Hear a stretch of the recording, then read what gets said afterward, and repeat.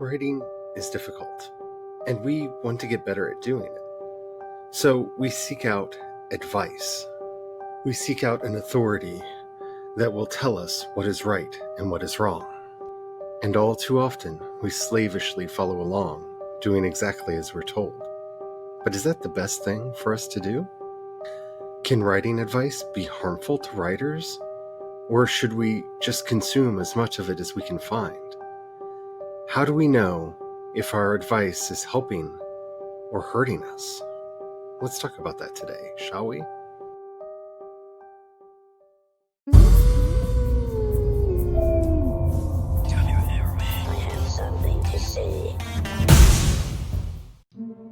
Hello everybody, and welcome back to my channel. My name's Charlie.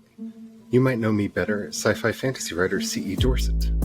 And I have written a lot of books over a lifetime filled with creative struggle and the desire to get them done. Some of them were series. Some are collections of short stories, like Fate's Harrow. Some were passion projects that obsessed me and I had to get them written. And some were written in a fit of anger and passion to just be myself. But they all have one thing in common. They were written. And then everything broke. I broke, my creativity broke, my imagination broke, and it broke for a lot of different reasons. Part of it was because I didn't know who I was and why I had some of the feelings that I had inside of me.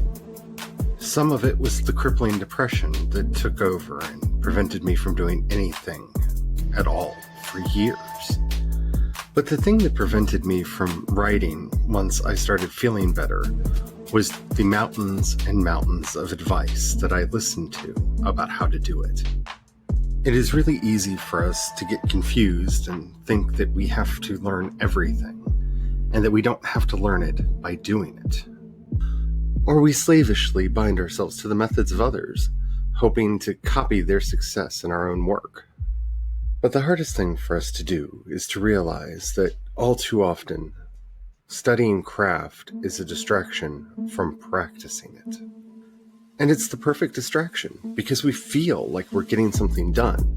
We feel like we're making progress towards our goal, even when we're not. We're just keeping ourselves busy so we don't do the hard work.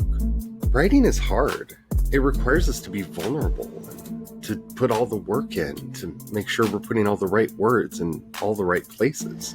It's frightening. It's so much easier to tell ourselves that we're not ready, that we just need to study more, that we just need to find the right piece of advice to figure out what it is that we want to do. I mean, why would we trust ourselves? We haven't done this before. It's so much easier to rely on the expertise of others than to develop that expertise for ourselves. But unless you learn to accept that creativity is a trust fall into your own imagination, you're never going to get to where you want to be. Nothing can ever truly prepare you for the things that you're going to find in your own mind, in your own stories, and in the text that you create.